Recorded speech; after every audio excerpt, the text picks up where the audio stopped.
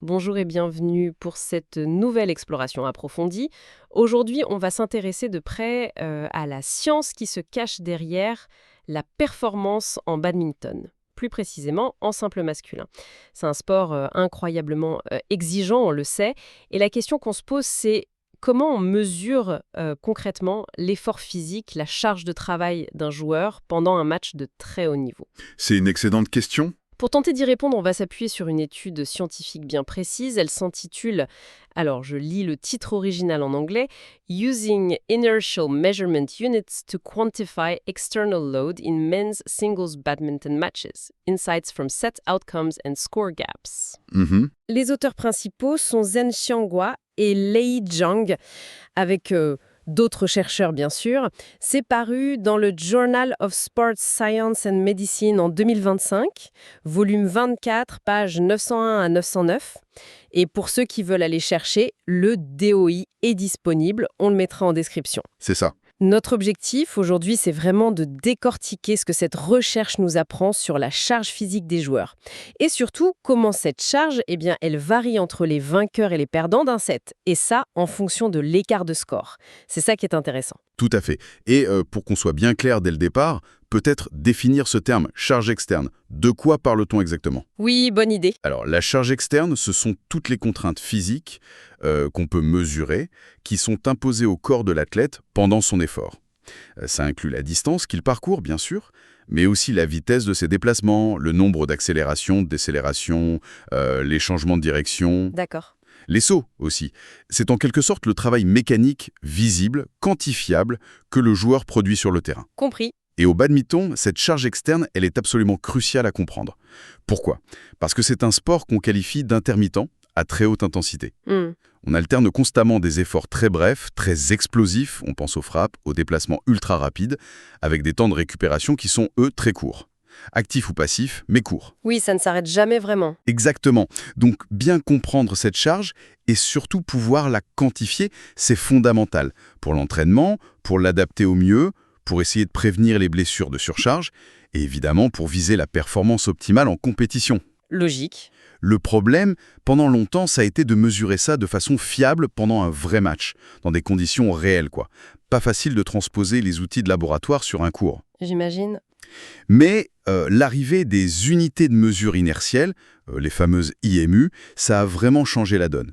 Ce sont ces petits capteurs qu'on porte sur soi. Oui, on en voit de plus en plus. Voilà, ils sont bourrés de technologies, accéléromètres, gyroscopes, et ils permettent maintenant une analyse très fine et quasi en temps réel des mouvements du joueur sur le terrain. Et c'est là que l'étude de Guo et ses collègues entrent en jeu, si je comprends bien. Précisément, on avait déjà quelques infos sur la charge externe au badminton, mais assez peu d'études en fait avaient vraiment comparé les vainqueurs et les perdants d'un set en intégrant cette variable de l'écart de score. Ah oui, dingue, ouais. Oui. Est-ce que la charge physique est la même si on gagne, disons, 21-19, un set très serré, ou si on gagne 21-10, un set beaucoup plus large? Cette nuance, on l'avait explorée dans d'autres sports, comme le squash ou le tennis, mais pour le badminton de haut niveau, ça manquait un peu. L'étude vient combler ce manque. D'accord. Alors, décomposons un peu l'étude elle-même. Quelle était l'idée de départ des chercheurs, leur hypothèse? Leur hypothèse principale, assez logique au fond, c'était que les joueurs qui remportent un set devraient, en moyenne, avoir une charge externe inférieure à celle des perdants. Inférieur. Pourquoi? L'idée derrière, c'est l'efficacité. Un joueur qui est meilleur techniquement ou tactiquement plus malin aurait besoin de moins bouger ou de faire moins d'efforts très intenses pour gagner ses points. Il serait plus économe. D'accord, je vois. Plus efficace. Voilà. Mais, et c'est là que ça devient plus subtil, il supposait aussi que cette règle générale pourrait peut-être s'inverser ou au moins s'atténuer quand le score est très très serré. Ah mhm. Donc, dans un set très disputé, l'efficacité seule ne suffirait plus. Il faudrait peut-être autre chose. C'est un peu l'idée qu'ils voulaient tester. Pour vérifier ça, ils ont travaillé avec 18 joueurs masculins de badminton, des joueurs décrits comme hautement entraînés ou de niveau national. C'est ce qu'on appelle parfois le tiers 3, des compétiteurs confirmés, quoi. D'accord. Ils avaient entre 19 et 24 ans et un volume d'entraînement conséquent autour de 5 fois par semaine, des sessions de 2 à 3 heures, Et comment ils ont mesuré concrètement? avec ces fameux capteurs IMU. Exactement. Chaque joueur portait un capteur, le modèle Catapult Vecteur S7. C'est un matériel reconnu, validé pour les sports en salle.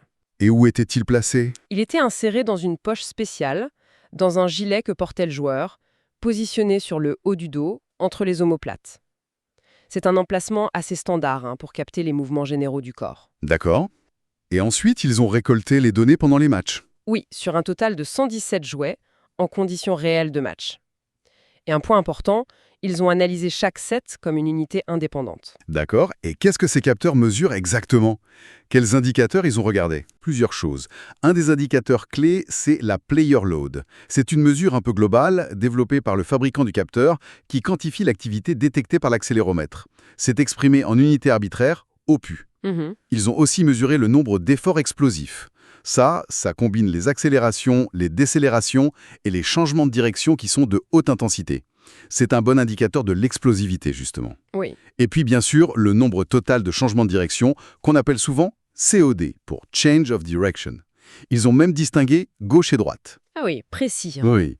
Et ils ont aussi regardé la distance totale parcourue, le nombre d'accélérations franches au-delà de 2 mètres par seconde carré, et même le nombre de sauts. Ok, une belle panoplie de mesures. Et l'étape suivante, c'était de comparer vainqueurs et perdants en fonction de l'écart de score? C'est ça. Ils ont créé 3 groupes de 7. Les serrés, avec 0 à 5 points d'écart, les modérés, 6 à 10 points, et les larges, plus de 10 points d'écart. Alors, qu'est-ce que ça a donné? D'abord, si on regarde juste vainqueur contre perdant sans tenir compte de l'écart. Eh bien, si on prend la moyenne de tous les sets, l'hypothèse de départ des chercheurs se confirme en partie. En moyenne, les joueurs qui gagnaient le set avaient effectivement une charge externe significativement plus faible. Ah, Oui, sur plusieurs paramètres importants. Par exemple, la player load était plus basse chez les gagnants. Pareil pour la distance parcourue. Ils couvraient moins de terrain par set, en moyenne. d'accord. Et ils réalisaient aussi moins d'efforts explosifs, moins de changements de direction au total, et enregistraient moins d'accélération intense. Et toutes ces différences étaient statistiquement significatives. Donc l'image globale, c'est celle du vainqueur plus économe, plus efficace, il anticipe mieux, se place mieux, force l'autre à courir. C'est tout à fait l'interprétation la plus logique à ce stade, oui. Une meilleure lecture du jeu, une meilleure technique de déplacement, peut-être une tactique qui met l'adversaire sous pression et le fait cavaler. Pendant que lui, le vainqueur, gère son effort de manière plus économique. C'est intéressant d'ailleurs, l'étude n'a pas trouvé de différence significative pour le nombre de sauts ou les décélérations. Ok. Mais alors, et c'est là que ça devient vraiment, vraiment intéressant, je trouve, quand on introduit cette histoire d'écart de score. Parce que cette image du vainqueur économe, elle ne tient plus tout le temps, c'est ça? Exactement. Et c'est là qu'est la principale trouvaille, je pense. Prenons les sets les plus disputés, ceux où ça se joue à rien, 0 à 5 points d'écart. Oui. Eh bien là, surprise, la tendance générale s'inverse complètement. Ah bon? Oui, dans ces sets très serrés, ce sont les vainqueurs qui ont montré une charge externe significativement plus élevée sur certaines métriques clés. Lesquels? Ils ont réalisé plus d'efforts explosifs et plus de changements de direction au total que les perdants de ces mêmes sets très accrochés. C'est contre-intuitif, non? On aurait pu penser que l'efficacité primerait toujours, même dans le serré. Mais là, c'est comme si, dans le money time, il fallait mettre plus d'intensité physique pour gagner. C'est une interprétation très forte qui découle de ce résultat, oui. Dans ces moments cruciaux où chaque point compte double, où les niveaux sont très proches, les joueurs qui finissent par l'emporter semblent capables, et peut-être même obligés, d'intensifier leur jeu physique. D'accord. Ils deviennent plus mobiles, plus agressifs dans leurs déplacements. Ils produisent plus d'efforts explosifs pour aller chercher ces points décisifs. Et les perdants, alors? Ils subissent. On peut supposer que les perdants dans ces moments-là n'arrivent peut-être pas à suivre ce rythme, soit par fatigue accumulée, soit par un manque de capacité physique, ou peut-être même mentale à passer la vitesse supérieure quand il le faut absolument. C'est fascinant comme dynamique. Et qu'est-ce qui se passe pour les sets moins serrés, ceux avec un écart modéré, 6 à 10 points, ou carrément large, plus de 10 points? Alors là, on revient au schéma initial, mais de manière encore plus marquée en fait. C'est-à-dire? Dans ces sets où l'issue semble moins en jeu, les vainqueurs affichent une charge externe nettement inférieure à celle des perdants. Ils font significativement moins d'efforts explosifs et moins de changements de direction. C'est très net pour les deux catégories d'écart, modéré et large. Et encore plus pour les scores très larges. Oui, la différence est particulièrement flagrante quand l'écart dépasse 10 points. Là, les vainqueurs ont non seulement moins d'efforts explosifs et de COD, mais leur player load global est aussi significativement plus basse. D'accord. Ils parcourent moins de distance. Et il y a un détail intéressant, ils font beaucoup moins de changements de direction spécifiquement vers la droite. Pour des joueurs majoritairement droitiers, Ça pourrait vouloir dire qu'ils sont moins souvent mis en difficulté sur leur revers, par exemple, moins en situation de défense forcée. Là, on retrouve bien l'image du joueur en contrôle, efficace, qui gère son match sans gaspiller d'énergie superflue. Tout à fait. Quand le set est maîtrisé, le vainqueur joue de façon plus économique. Peut-être aussi pour préserver ses ressources pour les moments plus tendus, qui sait. Oui. Ce qui est vraiment frappant, c'est cette dualité. Exactement. C'est ça qui est fascinant. D'un côté, l'efficacité générale. Les vainqueurs, en moyenne ou dans les sets qu'ils dominent, optimisent leurs efforts. Ils sont économes. Oui. Mais de l'autre côté, il y a cette capacité qui semble déterminante à pouvoir mettre le turbo, à augmenter volontairement et significativement l'intensité physique, l'explosivité, la mobilité dans toutes les directions, quand le score est serré, quand le set est sur le point de basculer. Donc, pour résumer un peu brutalement, l'efficacité pour gagner les sets faciles et l'intensité physique pour gagner les sets difficiles. C'est une bonne façon de voir les choses, oui. L'efficacité permet de dominer, mais c'est la capacité à soutenir une haute intensité physique dans les moments clés qui fait pencher la balance quand les niveaux sont proches. Et si on compare ça à d'autres sports, est-ce qu'on retrouve ce genre de schéma, je sais pas, au tennis, au squash, ou même dans les sports co comme le foot? C'est une bonne question, ça permet de mettre les choses en perspective. Alors les résultats généraux, le fait que les vainqueurs soient globalement plus économes, ça rappelle un peu ce qu'on a pu voir dans certaines études sur le squash. Ah oui, Oui, où les gagnants couvraient parfois moins de distance, probablement grâce à une meilleure anticipation. Une tactique qui force l'adversaire à bouger plus. On voit parfois des choses similaires au padel aussi. d'accord. Par contre, c'est assez différent de ce qu'on observe souvent dans les sports collectifs, comme le football par exemple. Là, au contraire, les équipes qui gagnent ont plutôt tendance à courir plus, à faire plus de sprints. C'est souvent lié à la possession du ballon ou à des stratégies de pressing très intenses. Donc ça souligne vraiment la spécificité du badminton. Complètement. Ça met en lumière l'importance cruciale de l'agilité multidirectionnelle, cette fréquence très élevée de changement de direction, souvent très court, très rapide. Au badminton, l'efficacité du placement, la finesse tactique, ça peut souvent l'emporter sur la simple distance totale parcourue. C'est presque un jeu d'échecs physique. C'est un peu ça. Un jeu d'échecs où chaque mouvement compte, mais où il faut aussi être capable de sprinter, d'exploser quand la situation l'exige. Et c'est là que ces capteurs IMU sont précieux. Ils nous donnent enfin des chiffres précis sur ces exigences très spécifiques et en conditions réelles de match. Très clair. Alors, concrètement, pour un entraîneur, un préparateur physique ou même un joueur qui nous écoute, qu'est-ce qu'on peut retirer de tout ça? Comment on applique ces connaissances sur le terrain? Les applications pratiques, elles sont potentiellement nombreuses. Déjà pour l'entraînement le même. Ça donne des idées pour concevoir des exercices encore plus ciblés. Par exemple, Par exemple, intégrer davantage de drills de type multivolant. Ces exercices où on enchaîne très vite les frappes dans différentes zones. Ça habitue les joueurs à accumuler un grand nombre de changements de direction. L'étude donne une moyenne autour de 60 COD par set. C'est un bon chiffre repère à viser à l'entraînement. d'accord. On peut aussi penser à des circuits fractionnés à très haute intensité, du HIIT spécifique au badminton. Des séquences courtes, 20-30 secondes, d'efforts très explosifs, avec beaucoup de COD, suivis de récupération brève. Ça simulerait bien la demande physique des fins de set serrées. Oui, pour préparer le corps à ces moments-là. Exactement. Et puis, il y a tout le travail tactique, bien sûr, pour améliorer l'efficacité des déplacements, pour apprendre à contrôler l'échange sans dépenser trop d'énergie quand ce n'est pas nécessaire. Et pour le suivi des athlètes au quotidien? Là aussi, le monitoring de la charge avec les IMU devient un outil vraiment puissant. On peut fixer des objectifs de player load par séance. L'étude donne une moyenne autour de 94 OPO par set, donc viser, disons, 70-80 OPO pour une session intense, ça peut être une cible. Mhm. Mais surtout, ça permet de suivre et de gérer la charge qui s'accumule au fil de la semaine. Pour optimiser la récupération, pour éviter le surentraînement et donc pour essayer de réduire le risque de blessure. C'est crucial. Bien sûr, comme pour toute recherche, il faut aussi parler des limites de cette étude, non? Pour rester nuancé. Absolument, c'est essentiel. Et les auteurs eux-mêmes les soulignent très bien dans leur article.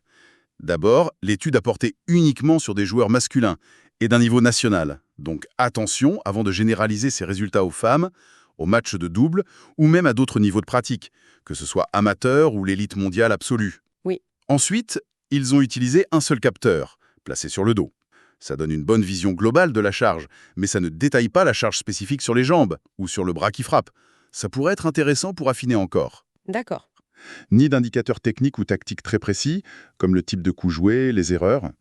Ajouter ça permettrait une analyse encore plus riche des liens entre l'effort physique, la tactique et la performance finale. Ok, c'est noté. Alors, si on devait retenir une idée forte de toute cette discussion, Je dirais que fondamentalement, cette étude nous montre que la charge physique en simple homme au badminton, elle est loin d'être constante. Elle est très dynamique et elle dépend énormément du contexte du match et surtout du score. c'est ça. Oui, globalement, les vainqueurs sont souvent plus économes en énergie, c'est vrai en moyenne. Mais leur capacité à intensifier leur effort, à déployer plus de mobilité, plus d'explosivité dans les moments clés, typiquement les fins de set serrées, ça apparaît vraiment comme un facteur clé de succès quand les adversaires sont de niveau proche. Tout à fait. L'efficacité, c'est la base, mais savoir mettre les gaz physiquement quand ça compte, ça semble décisif pour gagner au haut niveau. La mobilité peut vraiment faire la différence. Et ça ouvre une perspective assez fascinante pour la suite, non? Si on réfléchit un peu plus loin. Imaginez qu'on puisse suivre ces variations d'intensité, cette augmentation des efforts explosifs, des COD dans les moments chauds, en temps réel pendant un match. Hmm. Physique, ou peut-être même la fatigue mentale, commence à faire basculer l'équilibre entre les joueurs. Ce serait incroyable. Et puis, comment la force mentale, la capacité à rester lucide, combatif sous la pression, comment est-ce qu'elle interagit avec ces pics d'efforts physiques qui sont nécessaires pour aller chercher les points importants? C'est une piste de réflexion passionnante, qui va au-delà de l'étude, mais qui montre tout le potentiel de ces outils et de ces analyses. Absolument passionnant, en effet. Pour celles et ceux qui seraient curieux et voudraient creuser tous les détails techniques, les chiffres précis, les analyses statistiques complètes, on vous encourage vivement à lire l'article original. Oui, ça vaut le coup. Je rappelle juste les références, Ali. Are using inertial measurement units to quantify external load in men's singles badminton matches. Insights from set outcomes and score gaps par Zhenxiang Guo, Lei Zhang et leurs collaborateurs. C'est dans le Journal of Science and Medicine, volume 24 de 2025, pages 901 à 909. Le DOI est aussi facile à trouver http://doi.org 10.52082 GGSM 2025.901. Voilà qui conclut notre exploration approfondie d'aujourd'hui. Si cette discussion vous a intéressé, si vous l'avez trouvée utile, eh bien n'oubliez pas de vous abonner à notre chaîne et d'activer les notifications. Comme ça, vous serez sûr de ne pas manquer nos prochaines plongées dans le monde fascinant de la science et de la connaissance. Merci beaucoup de nous